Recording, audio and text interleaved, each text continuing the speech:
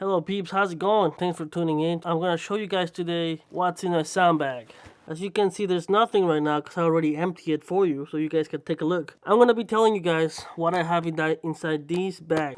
This is my main bag. This is what I use whenever I have to work. This is the bag I use. This is a K-Tech. This is the old generation of the K-Tech bags. The Stingray bags. It took me about four years to build this kit. Three or 4 years. When I first graduated, as some of you might know, I used a Zoom H6. That was the first recorder I owned, and that's the recorder. I still have that recorder somewhere. And if any of you is working with that machine, God bless you, man. Honestly, because that machine is not easy to work with. Like, you guys are lucky now that you have the Mix Pre 6 around. Because when I first graduated, there was nothing. The only machines, the 664s, and those were really expensive. Another machine that came out when I was graduating was the 633, which is the one that I ended up buying. That's been my main machine for 3 years now. So in another video, I'm gonna show you guys how I set it up so it's ready to go. Like, I'm gonna use all the cables and everything so you guys can see how I set this up. But for this video, I'm just gonna show you exactly what I have. I use the Sound Devices 633. It's a 6-input recorder. It records 3 with phantom power and 3 line level ones. This is my go-to machine. I love this machine. The 702s. If you guys have seen these machines around, this is the 702. This machine is awesome. So I learned how to use these machines when I was at school. These guys are not really friendly. Like, the menus are really hard to get in. You have to read. It's not like that.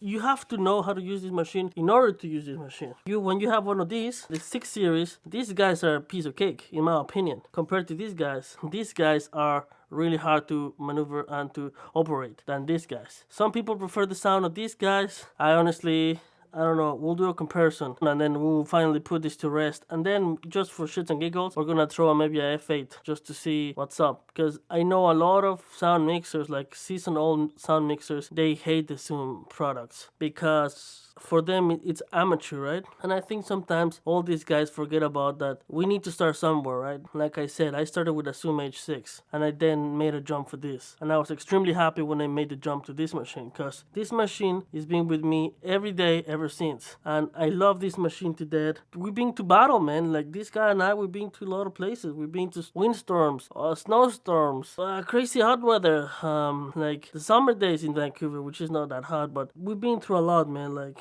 we've been to a lot, and I was really lucky that I could actually afford this, pay this with my own money, because this is the first purchase that I made over $3,000. Like, when I bought this thing, I was like, what am I doing? Like, this is a lot of money. So he paid off. It's being paid off. I love this machine. I need to get a new one because I need to service this guy, and I'm gonna send it to Sound Devices, and they're gonna do a cleanup and things like that. So that's the machine I use, the Sound Devices 633. That's my main 2 machine. Lately for these videos, I have been using the Mix Pre's. This is the Mix Pre 6. You guys are currently listening to the Mix Pre 6, and it's a pretty sweet machine. I have big hands, fat fingers, and I don't know, I feel like I don't know what I think about the Mix Pre 6. I've been using it daily for the past 2 weeks, and it's pretty good, man. I like it. Another product I want to show you guys is my whole wireless kit. I have an LMB wideband transmitter. I have 3 SMQVs, 1 HMA, wideband HMA transmitter, plug-on transmitter, and the Rode Link. And I also have 2 sets of Sennheiser G3s, which I mainly use to IFB communications, or just send a different feed to a maybe like Village or another producer or something like that. Somebody that requires another mix, maybe CAM or something like that. My main camera hubs are I use my LMB transmitter, the wideband, and I'm currently using 2 older Electrosonics, the 100s URCs on block 22, and those are gonna be my camera hubs right now. I mainly choose those because they're small. My other receivers are a little bigger, so I don't wanna, and they require batteries and things like that, so I didn't wanna bother with those guys, right? Too bulky. The camera guys are gonna be like, yo, what are you doing, man? Come on, this thing is already heavy enough. I don't want to have you all dumb sound equipment here. So yeah, that's what they say sometimes.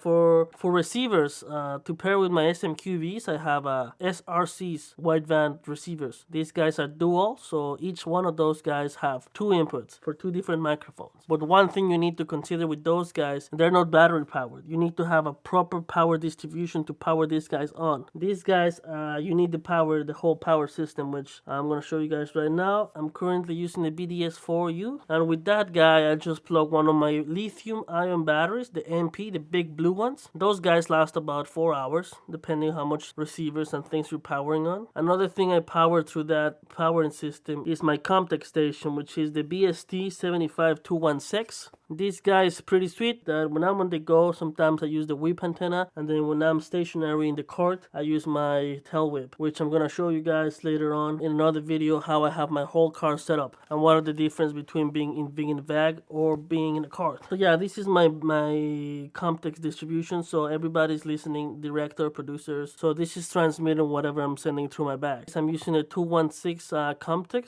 with their headphones because I don't like the cheapo headphones. They're pretty bad and they don't have good sound quality. They're really uncomfortable when you're wearing them. I don't want the director or the producers to have that experience when I'm working with them. I want them to feel like they're using premium equipment and they're treated. I want to treat them well. I like to give them premium stuff. Well, you're wondering, how do you power all this up, right? Like for my sound devices, I use the BDS, and for my SMQVs and all my transmitters, mainly I use AA batteries. I'm currently using PowerX Pro, which are pretty good. I really like them. I haven't had any problems with them. For my sound devices, sometimes I also use the Sony sound devices batteries, the small ones, the NPF970s, because these guys are also pretty good. I mean, they pack a punch. I can just power my machine through those guys, and then my whole wireless and my transmitters, my Comtechs are going through the BDS, so I can get a longer life out of those blue lithium ions. For the Comtechs use 9-volt batteries. I'm currently using iPower Us, and they're pretty good. I really like them so far. And for the whole power system is the blue lithium ion batteries. Also, for wind protection, I'm a huge Ryko advocate. I'm lucky enough that last year the guys approached me and asked me if I wanted to be a beta tester, so I said yes, obviously. And they have sent me a couple products to test and give them my unfiltered opinion. I always have a hard time when I do that, mainly because Ryko products are pretty good. Like, I haven't had any problems with a Ryko product before, but I'm gonna keep testing them.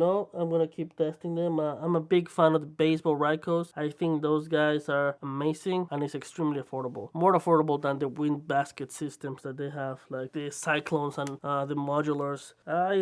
Last year I bought this one. This is the Perfect 4 Ryko Perfect 4 NTG. It's meant to go on an NTG, but I use it with more expensive microphones than that. My main microphone is a Sennheiser 416, which I currently sold because it's January, and January is a really slow month. No, I'm kidding. It is a slow month, but no, I didn't sold it because of that.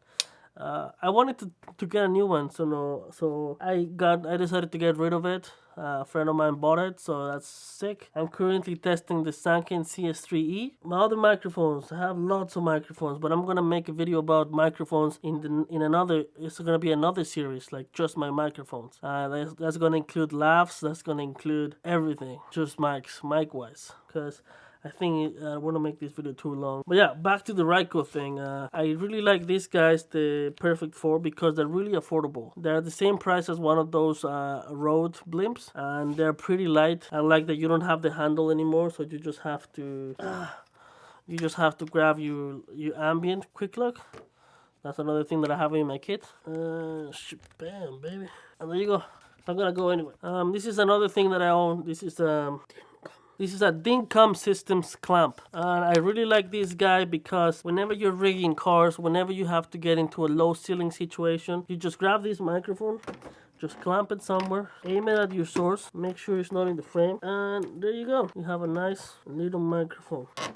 And there you go. You have a nice little microphone, hand-free. Of course, in this demonstration, it's in the shot, both of the shots. But you know what I'm trying to say? It's like you don't have to operate it. You just have to set it and forget it.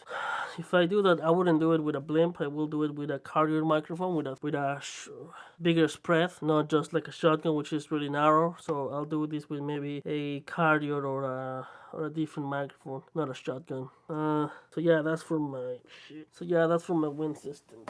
I also have an Envision large suspension that I use for my whenever I'm shooting indoors. I like to use this Envision large suspension. It's also a Ryco product. I also have this little mount here where I release the tension, so isn't the cable. I don't have any cabling noise when I'm doing this.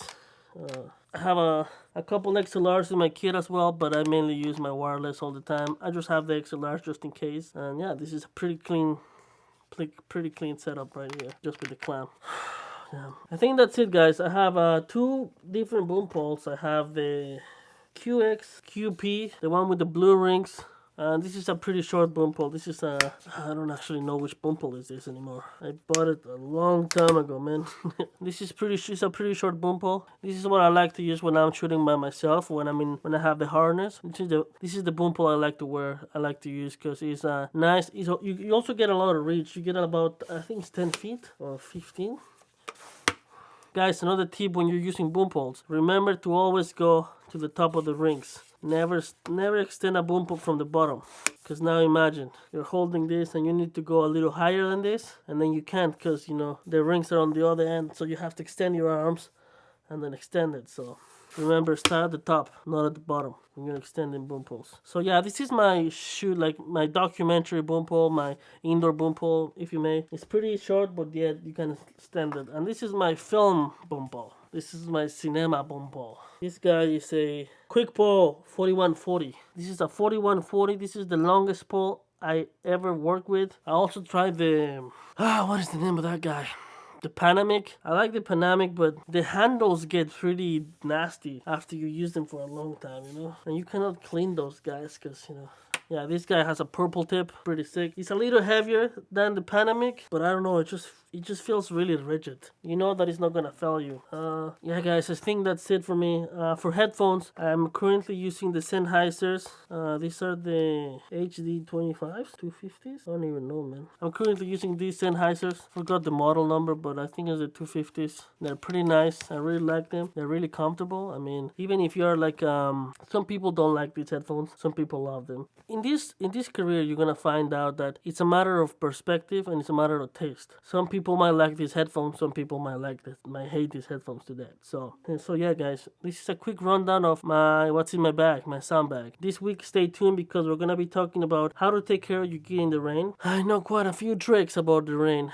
This is about 4 years of progression. So if you are in an early stage of developing your kit, don't get discouraged by this because this has been 4 years of growth. I didn't bought this like right away, you know, like it's been a slow process. I didn't got this overnight. Keep grinding. Just one day you're gonna get there, and don't get discouraged by this. I just want you to show you. I wanted to show you guys what I have, so you guys know what kind of gear I'm using. This is what I do for a living. Some months are slow. Like anything as a freelancer, some months are really hard, some months are really good. So just remember that it is a game, right? You have to you have to know when to take a chance and invest in some gear because this is an investment. This is not like this is an investment. So remember that you're not buying anything because you want it. You're buying because this is gonna help you do your job better. I know there's a lot of things I want to buy still. So there's always something else. That's my point. Like, you're never going to be satisfied in this world, especially with sound, because there's always new technology and new gadgets. Like, but anyways, this is my kit